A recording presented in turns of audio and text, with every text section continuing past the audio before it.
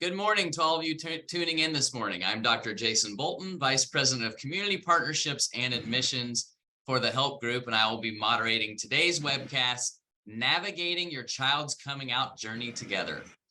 Since August of 2020, we have offered a series of webcasts that have covered distance learning during closure, how parents can help their students at home, social skills, the mental health impact of the pandemic on our youth, the benefits of psychotherapy for autistic individuals, the intersection between autism spectrum disorder and LGBTQIA+, and many more. You can find each of those webcasts, as well as virtual open houses of all of our schools, on our website at www.thehelpgroup.org/webcasts.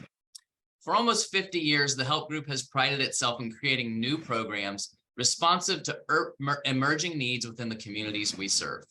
In recent years alone, we have launched a new school for students with learning disabilities or autism who are also interested in science, engineering, technology, and math, a coaching program for young adults who need support and guidance to enter college or the workforce, a prevention and aftercare program to ameliorate child maltreatment in Los Angeles, and an early detection program for adolescents and young adults experiencing concerning psychiatric symptoms designed to prevent their escalation into a fully diagnosable disorder. A few years ago, the Help Group recognized a trend of young people presenting to our schools and programs with autism spectrum disorder who are also identifying as LGBTQIA+. Consistent with our mission, we mobilized to create programming that would meet the unique needs of this population, as well as the needs of neurotypical young people in the LGBTQ+ community with affirming care. Out of that work, our Kaleidoscope program was born, including a significant presence at the last couple of years of WeHo Pride Parade. It has been obvious these services were needed in our community. In the same spirit of responsiveness, recognizing the overall increasing mental health needs in our communities and the difficulties many are experiencing and accessing needed services, the Help Group has recently opened the Lumina Counseling Center. Lumina offers health insurance funded and private pay individual, group, couples, and family therapy and psychoeducational evaluations. Our goal is to meet our clients where they are and build a strong, trusting, and compassionate therapeutic alliance with those seeking our support. As with Kaleidoscope, Lumina also embraces affirming care as a core value and is here to help people neurotypical and neurodivergent of all ages, gender expressions, and sexual orientations. We will be providing contact information about Kaleidoscope and about Lumina in the chat during this presentation and at other times throughout. With that, I would like to tell you about today's speakers, Jay Baldwin and Christina Kay, who will lead us in this important discussion. Jay Baldwin is currently serving as Kaleidoscope's program director. Jay also works as the case manager for Kaleidoscope's LGBTQ+ tailored services program for DCFS youth and families. They have been working with young people in the fields of education and social services for the past 7 years. Growing up as a queer kid with very few resources or community had a lasting impact on Jay, and ultimately led to their passion for serving youth in the LGBTQ+ community. Jay previously served as the co-director of a summer camp for LGBTQ+ teens, an experience which inspired them to further their education and youth development through a 1-year program at Inward Bound Mindfulness Education, an organization that trains professionals to bring in-depth mindfulness-based trauma-informed curriculum to youth. Jay is so thrilled to be part of the Kaleidoscope team and support the well-being, growth, and happiness of LGBTQ+ young adults and their families. Christina Kay is a resilient and proud Brooklynite, sporting the unmistakable accent that reflects her roots. She finds immense joy and pride in being a mother of 2 extraordinary teenagers, one of whom embraces their identity as a vibrant member of the LGBTQIA+ community. Christina's passion lies in offering unwavering support to fellow caregivers as they navigate their unique journeys of their children, fostering a space of growth, learning, and embracing community together. In addition to her role as a mother, Christina has crafted an eventful career as a creative director, orchestrating impactful marketing campaigns for prominent global media companies. With her keen eye for creativity and natural knack for strategic thinking, she consistently delivers compelling and captivating campaigns that leave a lasting impression. Driven by her unwavering determination and compassion, Christina continually seeks opportunities to make a positive impact, both in her professional and personal life. She firmly believes in the power of storytelling and aims to leverage her skills and experience to advocate for inclusivity, acceptance, and empowerment. We are honored that you have all chosen to spend another hour with us. For those of you joining us for the first time, let me tell you a little bit about the Help Group. Among our other social and mental health services serving the entirety of LA County, including outpatient mental health services and intensive family intervention programs, Kaleidoscope and Lumina, as I have mentioned, the Help Group operates 14 non-public schools in Los Angeles County for students with autism spectrum disorders, learning disabilities, ADHD, developmental delays, and emotional challenges. We contract with more than 80 school districts to provide special education and related services to more than 1,000 students. During the presentation, you may use the chat function to present questions you would like the panelists to address. We will have a Q&A section at the end of the webcast and will attempt to answer as many questions as we can. From doing several webcasts, I think this is about our 25th, we know that we will not be able to get to all of the questions. So we will follow up with an email to all registrants with answers to questions that we weren't able to address. Okay, I now have the great pleasure of introducing our first speaker this morning, Jay Bolton. Hi, everybody. So wonderful to be here with you today. Again, thank you, Jason, for the wonderful intro. My name is Jay Baldwin. I use they, them pronouns, and I am the program director here at the Help Group's Kaleidoscope. So without further ado, let's jump into the goals for today's webcast. So, in my work here at Kaleidoscope, and previously in my other work with LGBTQ+ youth and families, I frequently meet parents who tell me the story about their child or young adult who has come out to them as LGBTQ+. And, for some parents, their child came out to them at an early age and they're a few years into their journey. For other parents, their children only just came out to them recently, maybe the past few weeks or months. And, they're just starting to navigate what this all means. So whatever the case may be for you who's watching today, just as an LGBTQ+ youth has their own coming out process, parents and caregivers of these youth will also have their own coming out process too. So in today's webcast, we hope to help you understand the coming out process for young people, explore and normalize common reactions when a child comes out to you, learn how to compassionately support yourself and your child during this coming out process. And lastly, you'll get a chance to hear from a parent about their experience and journey with their child's coming out process. So I'm sure many, if not all of you today, have heard the term LGBTQ+, LGBTQIA+, or some iteration of that. But some people don't know what every letter in the acronym stands for, and some people are actually afraid to ask. So we actually want to normalize that you may not know all these terms and just take a couple moments to break these terms down in their very basic definitions. So one, we have lesbian, and this just refers to a woman who is exclusively attracted to other women, or if you have a young adult or child, you might have a girl who's attracted exclusively to other girls.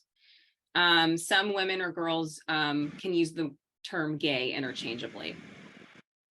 And next we have gay. That's a multi-use term. You've sometimes maybe heard that term used as a broad term, the gay community. Gay is often interchangeable to just refer to any person who's predominantly attracted to somebody of the same gender. And then more specifically, gay can also refer to males who are predominantly attracted to other males. Next, we have bisexual. This is just somebody who is attracted to more than one gender. That's actually pretty straightforward. And then next we have transgender or trans. And I know there's a lot of discussion about the trans community right now in a variety of different settings. And sometimes there's confusion about what transgender means.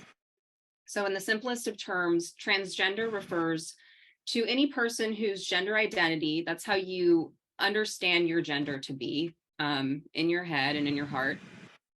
So it refers to any person whose gender identity does not correspond to the sex they were assigned at birth. So let's break that down. When we're born, a doctor typically says that we're a boy or a girl based on what our external genitalia looks like right when we're born. This is also known as sex assigned at birth. So most people who are assigned male at birth go on to identify as boys and men. And most people who are assigned female at birth grow up to identify as girls and women. I'll use myself as an example.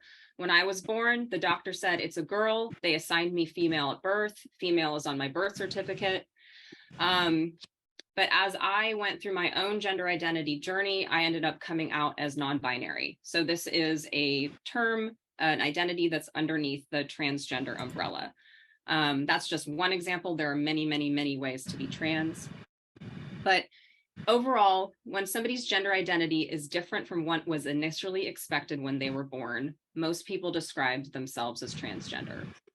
So some of you today may have a child who is trans or think they might be trans. Many trans people undergo a process called transitioning, where they take steps to move from one gender identity, presentation, and way of living to another. So someone's transition can include changing their name and pronouns. For example, I used to go by she, her, and now I go by they, them. I also have a birth name. I now go by a different name that I chose for myself. Trans people might change their style of hair or dress. They might undergo medical treatment later in life, like taking hormone replacement therapy or having surgery, or again, like having their name or gender marker legally changed. So transition can include all of these things, some of these things, or even none. So if you have a child who is trans or think they might be trans, it's important to remember that their identity is very real and valid, whether or not they choose to transition or choose to go down any of these particular paths I just described. So next we have queer, and in the simplest sense, it's a really broad and nuanced term for many people, but queer refers to any person of any sexual orientation, gender identity, or gender expression that exists outside cisgender or heterosexual identities. So queer is not straight, and it is it's not heterosexual. Some people view this term as a reclaimed term of empowerment. Some people might view it as a slur, depending on the time or place they grew up in. So it's important to let people self-identify and follow their lead in terms of what they would like to be called. Next, we have questioning, which is very straightforward, and this refers to a person who is questioning. They're still exploring or unsure about their sexual orientation and or their gender identity, and they're in the process of coming to know themselves. So many of you may have a child or know a youth who is in the questioning part of their journey. Next, we have intersex, and this is a general term for a variety of situations in which a person is born with reproductive or sexual anatomy that doesn't exclusively fit into the categories of female or male. About 1 in every 2,000 individuals actually is born intersex, which is about a similar incidence to how many people naturally have red hair. Next, we have asexual, or ACE for short, and this refers to somebody with either low or absolutely no sexual or physical attraction to any gender. And then we have aromantic, or aro for short, and this refers to somebody who has either very low or absolutely no romantic attraction to any gender. And last but not least, we have plus. We are a very vibrant, diverse community, and we really can't possibly be contained within one acronym. So plus just stands for anybody who's not represented here, who might have identities that we're not including here, just for the sake of the acronym itself, but just in the spirit of not leaving anybody out. The next slide.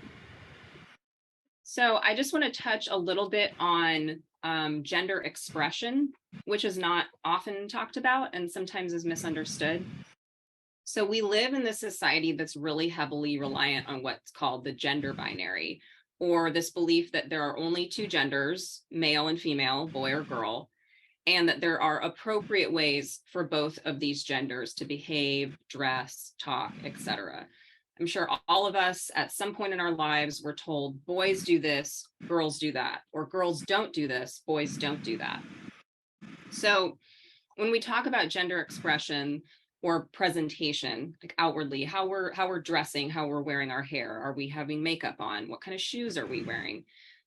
This is a person's behavior, mannerisms, interests, and appearance that are associated with gender in a particular cultural context, specifically within the categories of femininity or masculinity. Because we're in this binary society, things are associated with particular genders. For example, I wear my hair short. I wear what is traditionally considered masculine clothing. Most people would call my gender presentation, my gender expression, masculine or androgynous. But that doesn't actually mean I'm a man or identify as a man. And I think we want to just kind of give room as we're thinking about our youth, our LGBTQ plus youth, that how they're expressing themselves doesn't necessarily mean they're one gender, doesn't necessarily mean they're trans, doesn't necessarily mean they're gay. We're just trying not to equate, okay, my son is wearing high heels, therefore he wants to be a girl. Or my daughter wants to wear bow ties, therefore she's a lesbian, right? So basically we're breaking this down just to show there's a very diverse way of expressing our gender that doesn't necessarily mean a gender identity or a sexual orientation.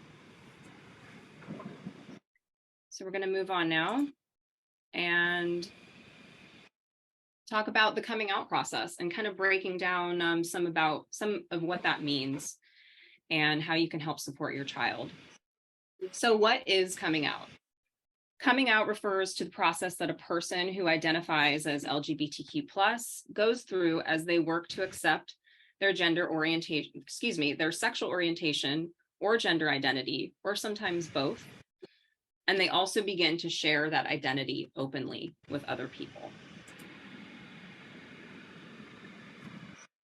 So it's important to note that coming out happens over and over and over and over in the course of a lifetime. Because many people assume that everybody they meet is straight or cisgender. This is not all the time, but we live in a society where most people are assumed to be straight and most people are assumed to be cisgender. So coming out is going to be a lifelong process to actually counter those beliefs. So every time your child meets somebody new, such as a friend, a teacher, even a healthcare worker, just to name a few, they are going to have to decide if, when, and how to come out.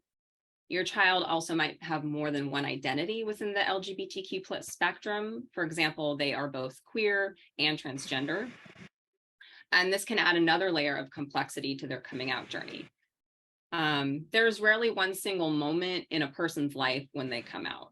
It's rather a series of choices every single day about whether to come out. So this puts the LGBTQ plus people in a position to choose safety or authenticity.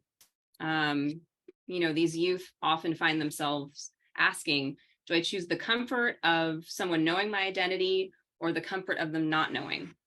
So I would keep this in mind when your child has come out to you and when they consider coming out to others in the future. So another important thing to note, I'll just wait till the slide catches up just for a moment. Just go back one, Aldo, thank you. Okay. I'm so sorry. I really apologize. I went backwards.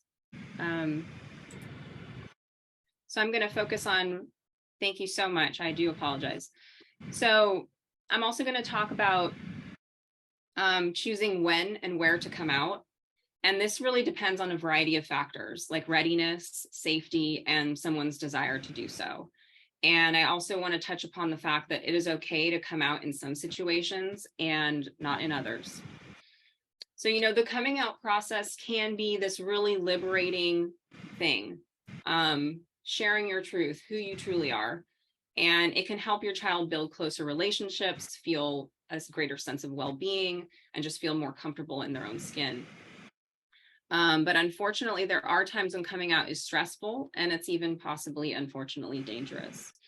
So your child may actually feel safer not coming out in certain situations, or you may not feel comfortable disclosing your child's identity to certain people in your life, maybe unaccepting family members or somebody who you know is homophobic at work.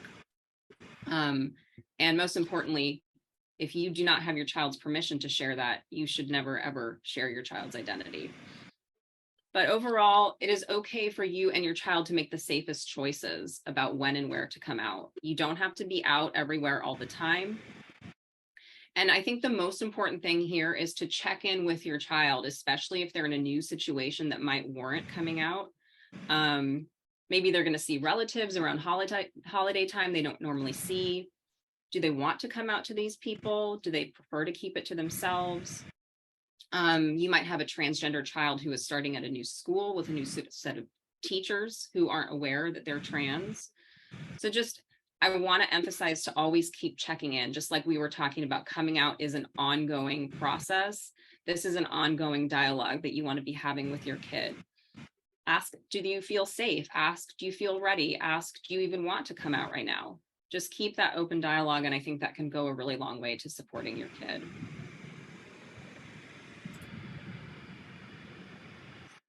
So another, we've talked about coming out as a process, and it's going to be a process for both you and your child. And both of these experiences are very real and very valid.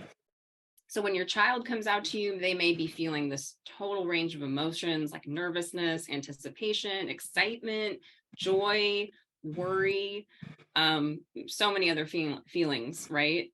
You might be the first person they've ever come out to. It might be the second or third. But just as your child is going through a process, we really do want to acknowledge that you, the parent, the caregiver, are going to be having your own process too, as you begin to integrate your child's new identity. And, depending on personal or social or cultural factors, some parents find it really easy to accept their child as LGBTQ+, while some actually express hesitation or uncertainty about their child's identity. And so wherever you're coming from, we just want to normalize that that's okay.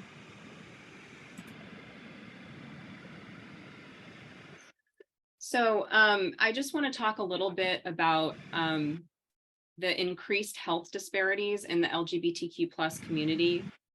Many advances have been made in our US history in regards to LGBTQ+ rights, but unfortunately, our community does continue to endure systematic oppression on many, many levels. And unfortunately, we do see increased rates of depression, anxiety, substance misuse, and suicidal ideation and attempts among our LGBTQ+ young people. And I really want to emphasize here that it is so important to note that being LGBTQ+ in and of itself is not a mental health disorder.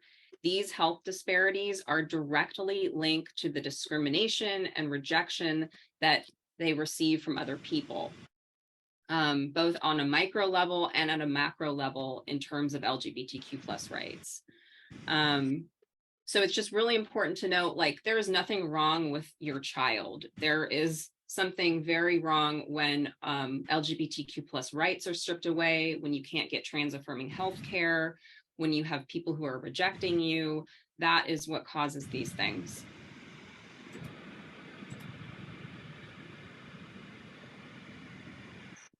So we're going to talk now about common reactions when your child comes out. And I just want to, in the next slide, the slide previously, it can seem very daunting or discouraging to know that our youth can come up against a lot of mental health challenges. And also I want to emphasize, you, the parent, no matter what you are going through, no matter what reaction you're having, you can ultimately be an advocate, an ally, that safe space for your child, while also having your own process. So, while the journey to understand and accept your child, your LGBTQ+ child throughout their life is certainly not linear, there are often common themes and emotions that I see expressed by a lot of parents when their child is coming out to them, regardless of how much they love or accept their child. And this often just comes from a place of uncertainty, confusion, fear, or just not knowing much about the LGBTQ community and maybe feeling afraid that you're going to be ignorant, you're going to say the wrong thing. But we just want you all to know, all you parents and caregivers to know, this is all normal and understandable. And it's okay to sort through and process your emotions. So let's start in no particular order. When your child comes out to you, you might just be plain surprised. You might be feeling confused. Maybe you're wondering, is my child just going through a phase? Did my parenting style cause my child to be this way? You might be excited. Maybe you're really happy for your child. Maybe you are already familiar with the LGBTQ plus community, or have friends who are gay or lesbian or trans, and you want to introduce your child to those people, and you're excited to support them through this process. Maybe you knew all along. You had a sense that your child might be gay or lesbian or trans. There was just a sense of feeling that your child wasn't on the traditional heterosexual trajectory. Or on the opposite, you feel shocked, like this is coming out of nowhere. And so I want to talk a little bit specifically about that sense of knowing all along versus feeling like this is out of nowhere. And there's a family I know of, they have 2 children, and one of them was a boy. He was assigned male at birth, and from a very young age, he displayed a lot of traditionally feminine mannerisms, interests. He wanted to wear dresses. He wanted to dress up in his mother's clothing. He loved playing with dolls. Very, very traditionally feminine interests, right? And this was very persistent throughout his life, and to the point where his parents were prepared that he might actually come out as wanting to be a girl, that's not the correct language, but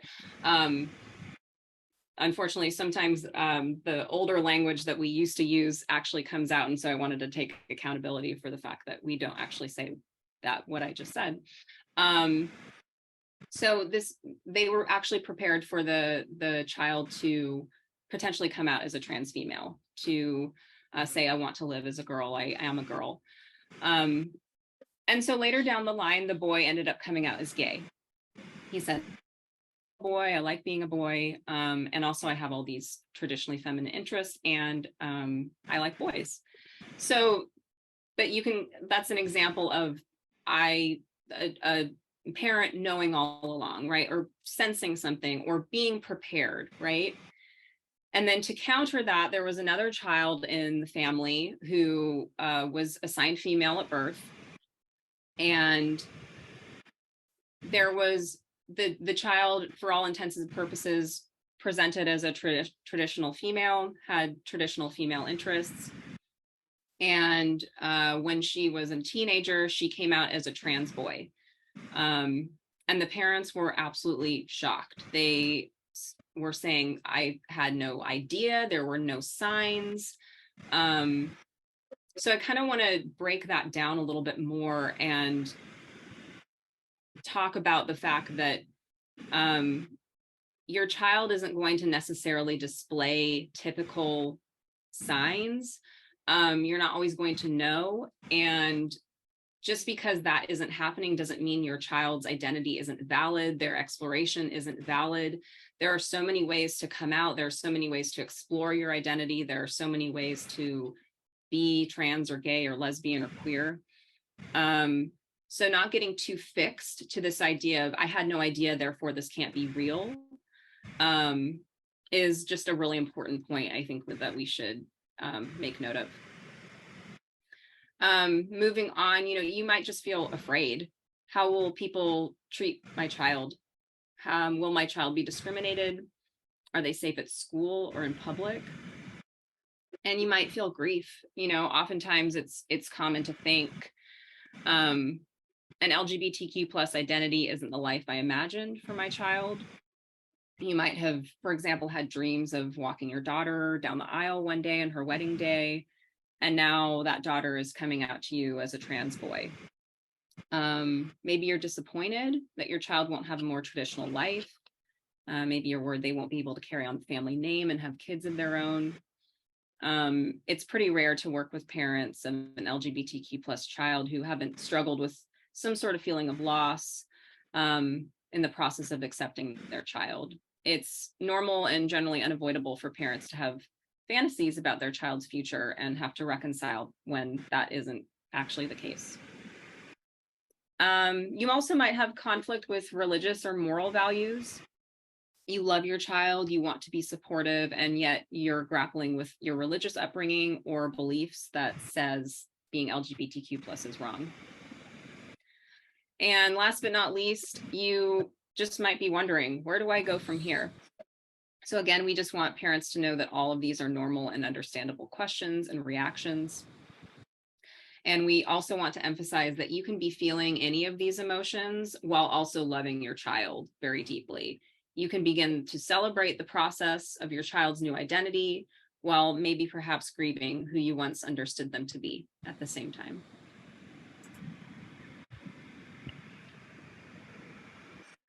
So you might be asking yourself now, how can I best support my child when they come out to me?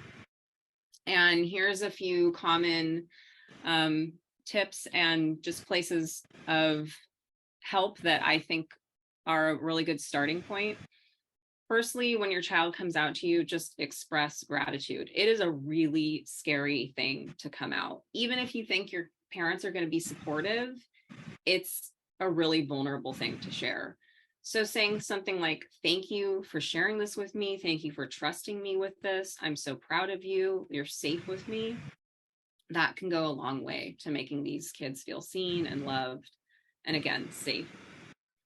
Active listening, like really being present when your child is coming out to you or when they're discussing something around their identity, paying attention to the conversation, not interrupting, and really taking the time to understand what your child is conveying. And next, I really can't stress this enough, keep an open mind. I recognize this may be new territory for you. You might not understand all the terminology or everything about the LGBTQ plus community. I see that so often in parents. They're like, I don't get it. I'm afraid I'm going to say the wrong thing. I'm tripping up on the pronouns. I can't remember my kid's name. That's okay. It's just this willingness to learn and stay open-minded and stay that course that really goes a long way.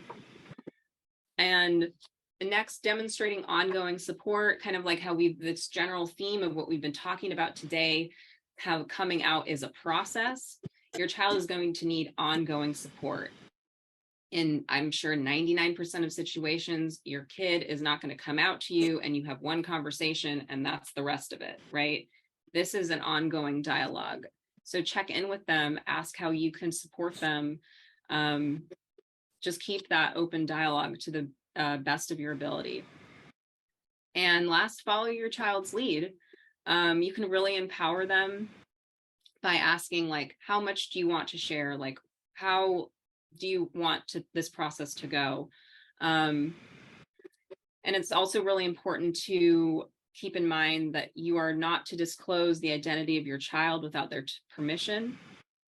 This is called outing somebody. Inappropriate disclosure can sometimes result in rejection or even violence against them, as well as traumatic stress. So this is your child's identity is theirs to share with you to share in their own time with other people. And in the meantime, they've trusted you with this information to be kept between the two of you unless they've indicated otherwise.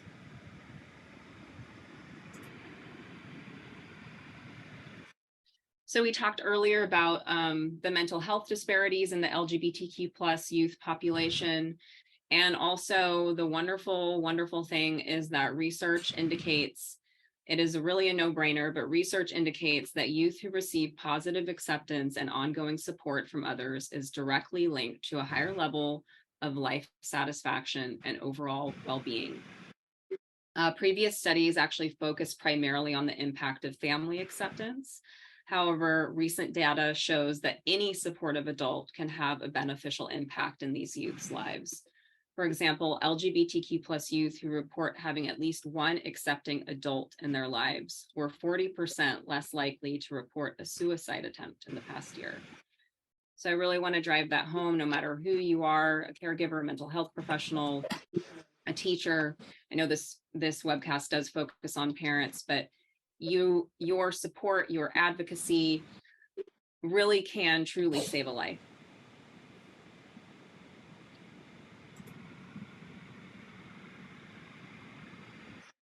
So you might be wondering, wow, I've just received a ton of information. I'm feeling a lot of emotions. How can I best support myself? So we're here to take care of you, parents. I think a really wonderful place to start is joining a support group for parents of other LGBTQ plus youth. And again, we'll touch later on resources and how you can actually find things like this. But parent support groups can help parents realize that this process is not linear and it takes time to adjust. It can be really comforting to talk with other parents who may have similar feelings or initial reactions.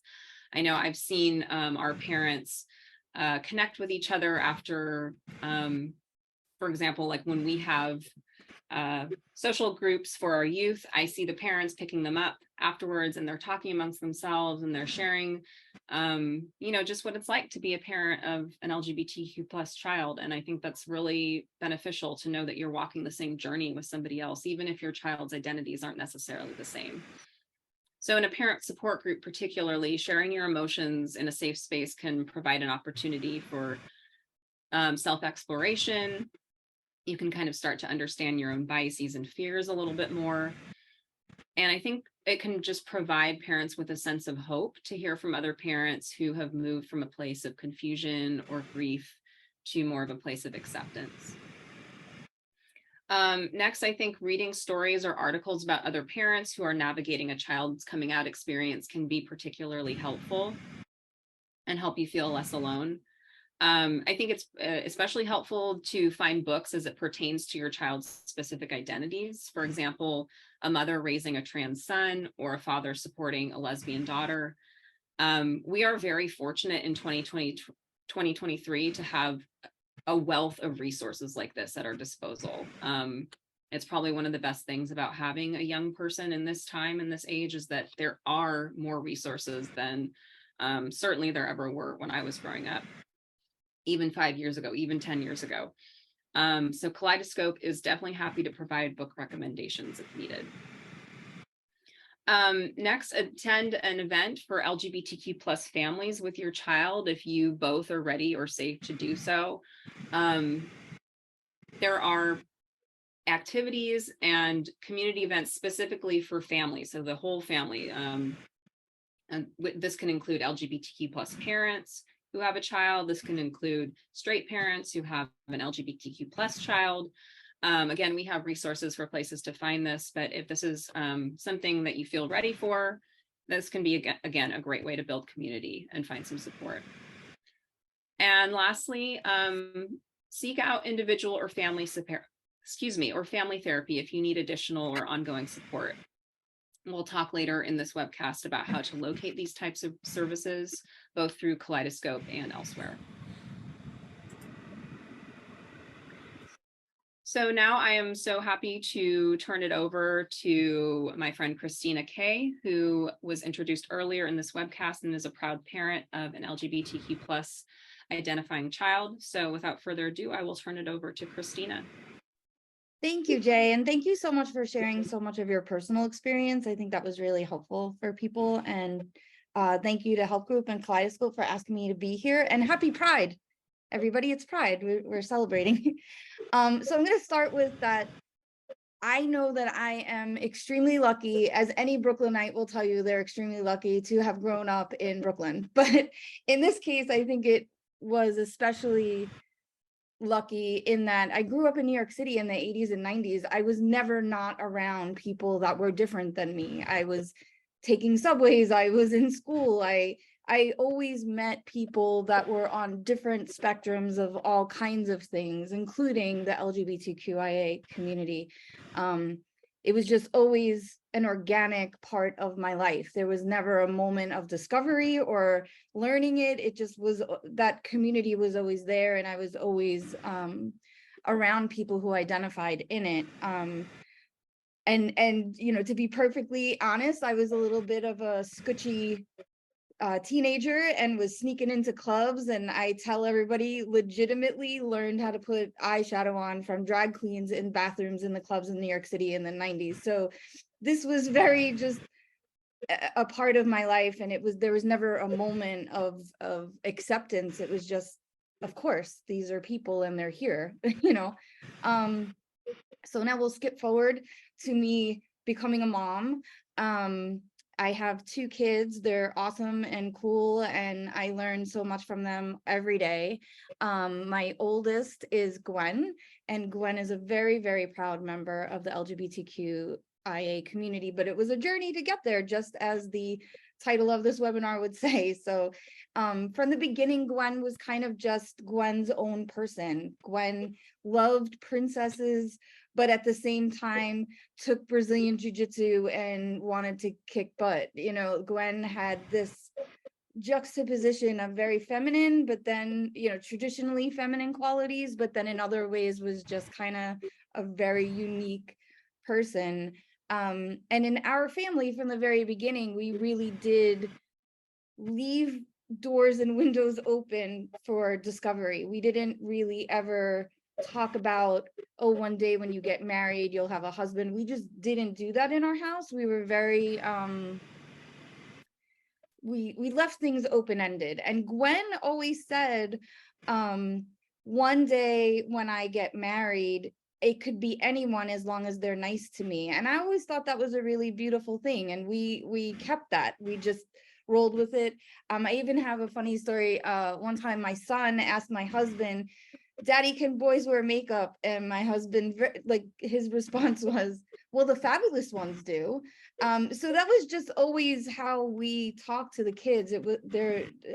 I think too, I have a lot of friends in the LGBTQIA community, and my kids were always in homes, you know, where there were 2 dads and a kid, or 2 moms and they had a kid, or partners and they didn't have any kids. And so that was always just there. There was no moment where we introduced this topic to the kids. They just, it was just always a part of their life.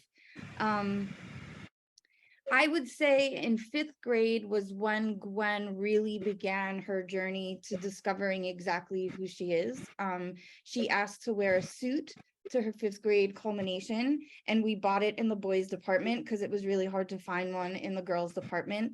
I had to have it tailored, but she really wanted to wear a white suit to culmination, and we did that.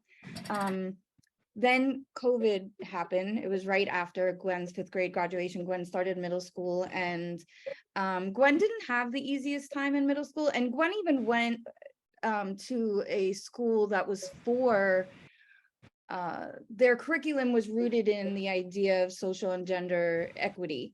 And I thought, you know, Gwen is this person who cares deeply about social justice and all kinds of issues, and would always say Gwen was going to be the president. Gwen was very like, I'm going to be the president. So I thought this program was perfect for her. But it was tough. Gwen always felt different. Gwen never felt quite like everyone else and didn't know why. I think that was the hardest part, was Gwen just felt different and didn't know why, and just couldn't root herself into a friend group or friends, and it was hard. Then Gwen started wearing really dark we went through this phase of very dark makeup, very emo, very like goth looking, and I kind of just rolled with it. And then one day Gwen texted me and said, "I'm bisexual," and that was all the text said.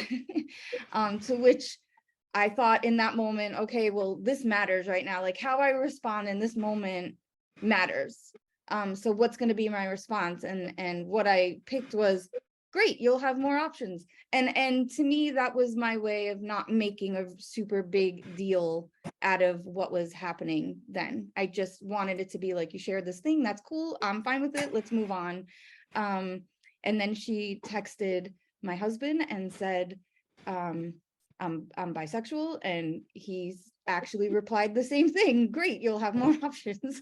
So then the next day I kind of brought it up again and said, hey, are you down to talk about that text you sent yesterday? It's up to you.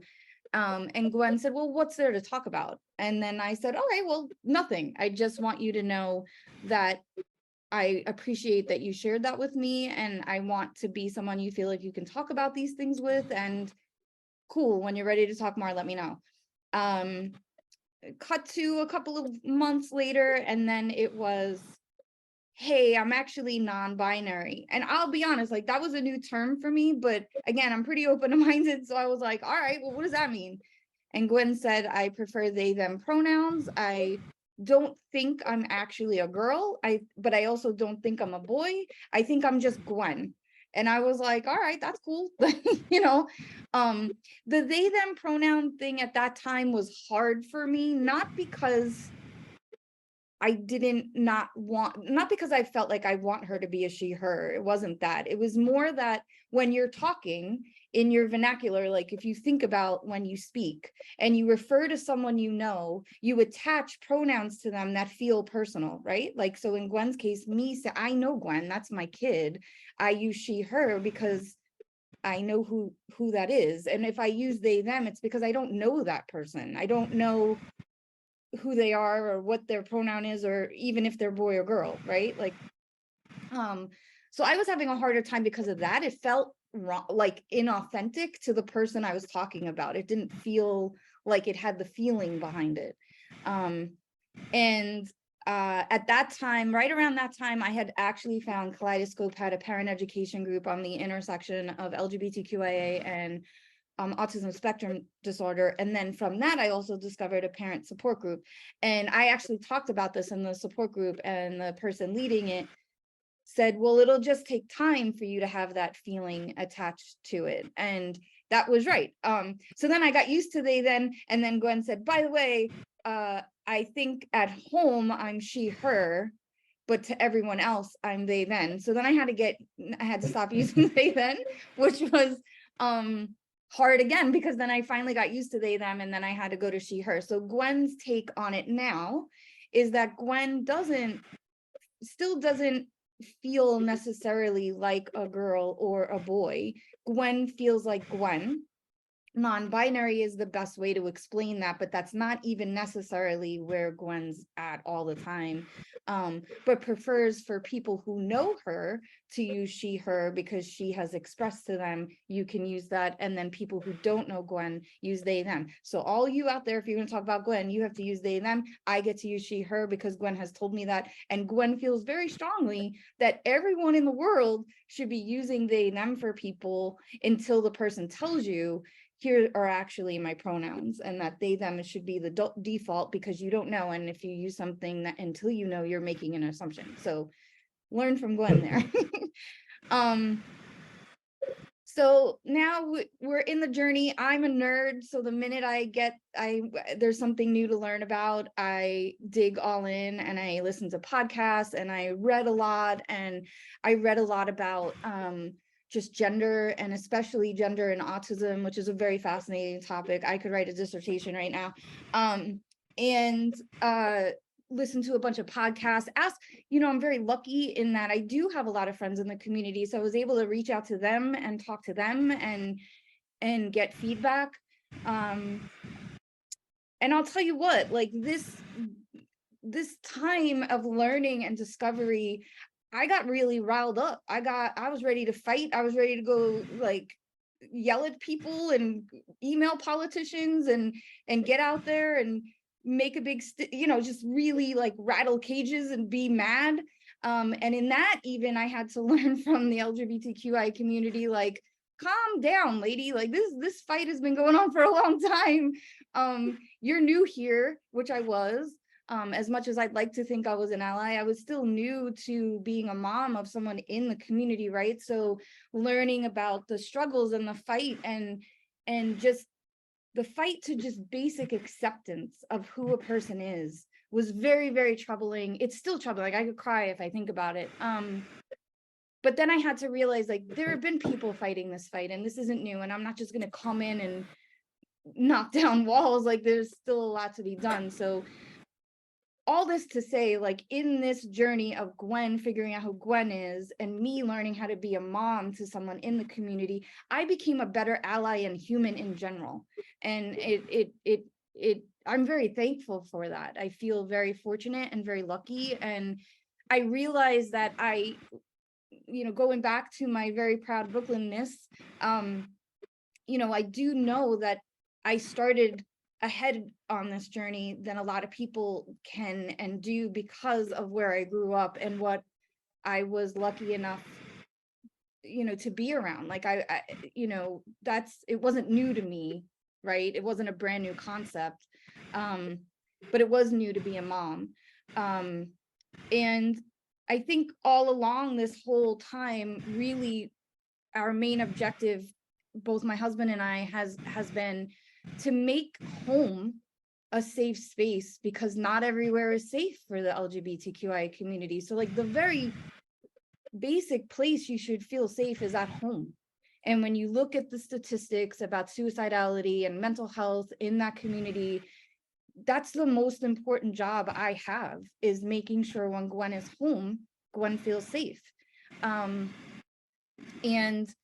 I think a lot about, I have a few friends who didn't realize who they were until they were in their 50s, after their parents had died, after, they were out of the home for a really long time, super successful careers, people who were mentors and friends of mine who didn't know who they were until they were much older. And I don't know, like my philosophy is like, your happiness comes from you being able to be who you are. Like that's like a basic foundation to being a happy human. So I don't know, like I wouldn't want my kid to not be a truly happy human until I wasn't around. Like I want to be here for my kid to be authentically who they are and be happy, and I get to see that and be a part of that. So yeah, I think I'm not saying it's easy. I'm not saying it's not, I'm sure in some communities it's a lot harder. I live in Los Angeles. It's a very progressive community with lots of resources like Kaleidoscope, like the Help Group. We, Gwen and I and my husband go to Pride parades together. We decorate the house for Pride in June. We've implemented something called Pride Presents, where Gwen gets a present. Once a week, every Friday in June, there's a Pride present. And even with all that acceptance and all that love and all that like space to be exactly who Gwen is, it is still hard for Gwen to be in a home where no one else is a member of the LGBTQIA community. Gwen will actively ask me, Mom, are you sure you're not bi? Are you sure? Come on. You never even kissed a girl. And it's because Gwen is sort of on an island in that way at home. Like everyone else is cis and hetero at home. And so she is sort of an outsider at home, even with all of this acceptance. So I think that that's something really important to remember as a parent, just and a caregiver, just how important it is to make space for your kid to discover themselves, and then also make them feel as loved and accepted as possible at home, because that's not how it will always be met in the outside world of, outside your four walls at home. That's really it. I hope. And I'm here. Other parents, let's be friends. Talk to me. I'm here. I can imagine that sometimes this is tough, but I'm happy to be a support, a person to hang out with and vent to. I'm here. Christina, thank you so much. That was really, really beautiful. And I can really feel you were speaking from the heart there. And we just really appreciate parents like you. I just love what you were talking about making your home safe. How important that is. Yeah, it's like the basic, right? It's the basic, but it sure goes a long way. So we're going to talk a little bit about resources for youth. Mostly I will focus on Kaleidoscope, but I have resources outside of Kaleidoscope as well. If you can just, Aldo, if you can forward to the slide on our Kaleidoscope. Thank you so much. So Jason did a lot of introduction about what our program is. So I just wanted to break down some of the services that we offer. We have individual, group, and family therapy. We have specialized diagnostic evaluations for autism. We have social events and interest clubs. So, you know, this upcoming week, we have a pride party for the LGBTQ plus youth. We like to do movie nights, game nights, places where they can really come together. For older teens and young adults, we have life skills coaching. And then we also have tailored services for LGBTQ plus youth who have current or previous involvement with the Department of Children and Family Services. And I'm actually the case manager for that. And then we're very lucky to be able to go out into the community, offer community and educational trainings, whether it's to organizations, schools. We have a big presence in the schools, particularly with helping teachers form GSAs, things like that. And then we have parent and family support groups. Christina touched upon that she was a part of one of them. And I know that it's been really beneficial for her and a lot of other parents. So I want to touch upon a couple other resources for youth. A lot of times parents don't know where to start with helping their youth. And I think it's great to have a blend of online and in-person resources. So there's this wonderful resource called Q Chat Space, and it provides live chat-based discussions for LGBTQ plus and questioning teens ages 13 to 19. And it's during the same pre-scheduled time, and it's facilitated by experienced staff and volunteers. So it's very safe, it's very vetted. And you can check out more on the website listed there. One of our affiliates is the LA LGBT Center, and they have what's called the LifeWorks Mentoring Program, and it matches LGBTQ plus youth ages 12 to 24 with an LGBTQ plus adult in the community, again, someone who's been vetted, interviewed, background checked, who will support them in goal setting through 5 achievement areas: home, health, education, career, and personal development. I personally have referred many youth to this mentor program, and they have just found it enormously beneficial, particularly youth who don't have an affirming adult in their life, whether a parent, a teacher, they're just really lacking any affirming person. This is a particularly wonderful resource and very important.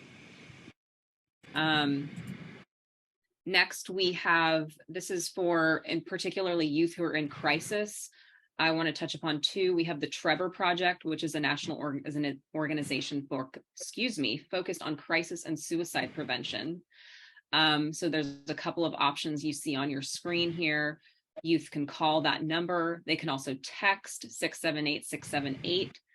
And they can also visit thetrevorproject.org. And again, all of these resources will be available to you. If you don't get them now, we can always send them to you later. Trans Lifeline is particularly relevant right now with all the attacks on the trans community.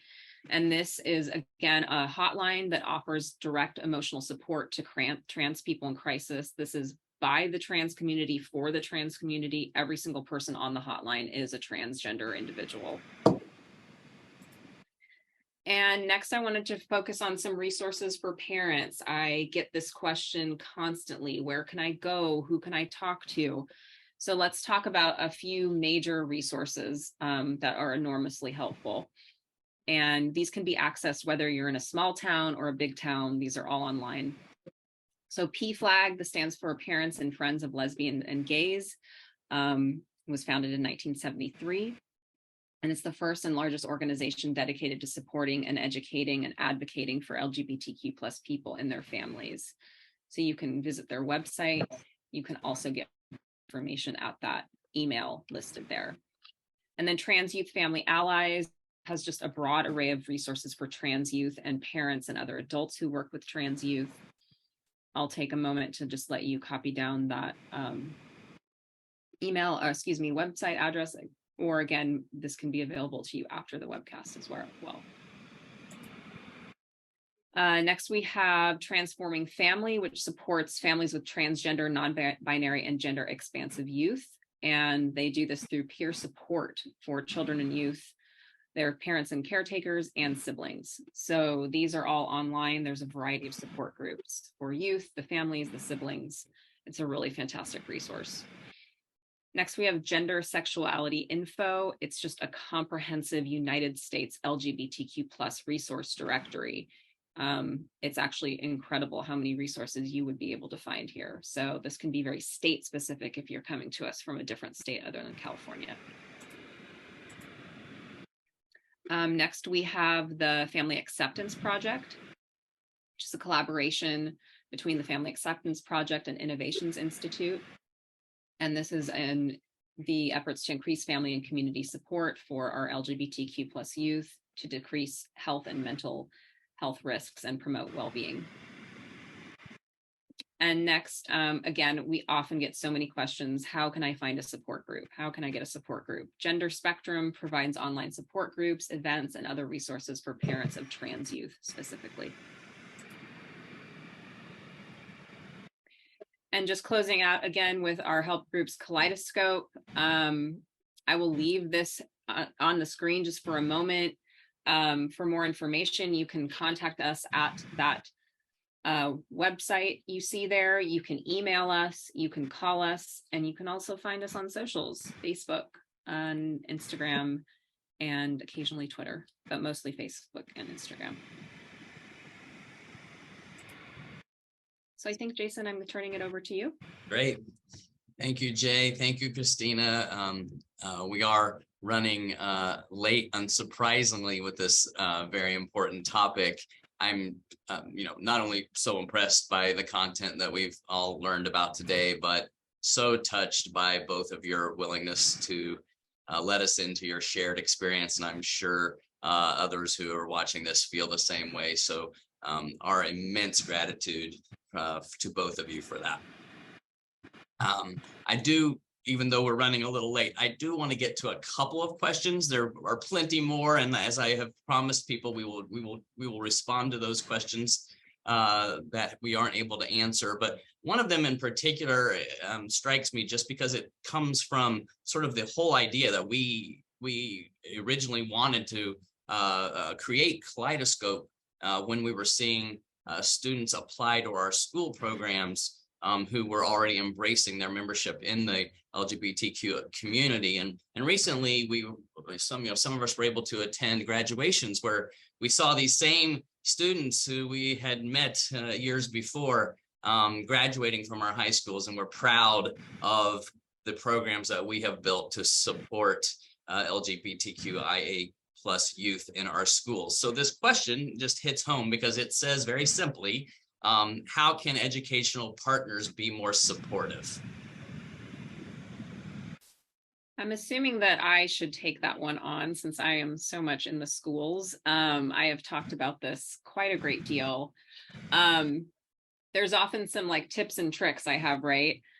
Since we're low on time, but the ones that come to mind the most and that might seem very small but go a long way are actually just for your classroom, your office, like wherever you're working with youth, having a little sticker that says safe space with a rainbow, having a rainbow flag, wearing a pronoun pin. It's really, LGBTQ+ people rely a lot on nonverbal cues to see if they're going to be accepted. And a rainbow flag or a pronoun pin can like just signal to that kid, oh, this might be somewhere I can just kind of put my guard down a little bit. And on a broader scale, like educating oneself about the community. I think Christina, was sharing that she became a greater ally when Gwen came out to her because she realized she wanted to know more. So attending these trainings, seeking out trainings, attending webcasts like this, and just humbling yourself that you might not know it all, but that real willingness to learn is just huge. Thank you, Jay. I know that's a big topic, but thanks for Huge topic, yeah. giving the initial perspective on that. And let me just ask one more question, and Christina, you may have some ideas into this as well as Jay. This will be our final one, and then we'll respond to others by email. How do you know if your child is truly LGBTQ plus and not influenced by peers or social media or other factors? This one is real simple for me. It doesn't matter. It doesn't matter. Like it's a journey. The kid is figuring out who they are. It just doesn't matter. You just support them and make space for them to figure out who they are. Like I said, Gwen went through a lot of different things, from bisexual to non-binary to lesbian. We've been solidified in lesbian for a bit now. And I could have easily just said like, it's a phase, blah, whatever. But like, no, it's no different than a kid saying like, I love soccer, I want to play soccer now. And then they play soccer for 2 months and decide, it's actually not for me. It's just it doesn't matter. You make space for the kid to figure out who they are. And to me, that's just a very simple answer. However, I'd like to toss to Jay on this, because this is just my experience as a mom and not a lived experience. So I'm curious what Jay has to say. I have an interesting perspective in the sense that I came out later in life, when I was in my 20s. And so I kind of want to emphasize that this is something that both youth and adults go through, questioning, finding, is this real? And I want to emphasize that a lot of times why this happens is because we don't live in a society where LGBTQ plus is normalized. It's just one other way of being. So that sense of questioning, you can really kind of question your own sanity. Like, is this a real identity? And I think it's so wonderful to just have people who are like, let's give you some space to explore. We're exploring throughout our whole lives. And I think that kids do go through phases sometimes. And like Christina said, a kid likes soccer when they're in 6th grade and they're playing football by 9th grade. And I realize this is a little different in the sense of like identity versus interests, but the main thing is that you're just giving your kids space. I think it's kind of a very common theme, like just seeing where it goes and making sure your kid is safe in the process. They're informed, they have resources, they're connected with other people. They see other LGBTQ plus adults. They know that they can grow up to be happy, healthy LGBTQ plus adults, men, women, non-binary. I think that's kind of the long and the short of it. Well, thank you both so much. We've come to the end of our time today, and like I said before, I can't thank Jay and Christina more for joining us and sharing your experience and your expertise with us. This presentation has been recorded, and we will let you know when it's available to view and share with your friends and your colleagues. Again, if there are more questions, we will get to them. I want to remind everyone about Kaleidoscope and the Lumina Counseling Center. So if you're interested in those programs, you may access Kaleidoscope's webpage at www.kaleidoscopelgbtq.org, or you can contact Kaleidoscope at 818-779-5163. You can also get Lumina at luminacounselingla.com, or you can reach out to them at 818-779-5100. Our next webcast will be August 16th. We'll be reaching out to you for more on that webcast as those details emerge. We would like to let you know about our summer camps. Look, it looks like Pride Party's up there first. So the 11 to 17-year-olds are invited to our Pride Party on June 23rd from 6 to 8 p.m. You can learn more about that. It's right there on your screen, but at kaleidoscopelgbtq.org/events. And then let me get back to our summer camps. Our Kids Like Me program and our Advanced LA program are holding this summer. You can go to kidslikemela.org and advancedla.org for more information. In addition, right there, you see our extended school year or our summer school programs for our schools that you can also find more information about on our website. There's the summer camps information. So you can take pictures of all those, and we will also get resources out to everyone as well. At the Help Group, we always endeavor to provide the best education to our students and to impart what we have learned about best practices to parents, other schools, and other communities. If you would like to learn more about our schools and programs, you may go to our website at www.thehelpgroup.org. You can email our admissions department at admissions@thehelpgroup.org. You can even use your phone and ring us up at 877-943-5747. Thank you so much for joining us. We appreciate your choosing to spend your valuable time with us today. We at the Help Group are here for you when you need us. I think we need each other more than ever these days. So reach out to friends who you lost touch with. Give someone you love a hug. Have a great rest of your day and a great summer. See you in August.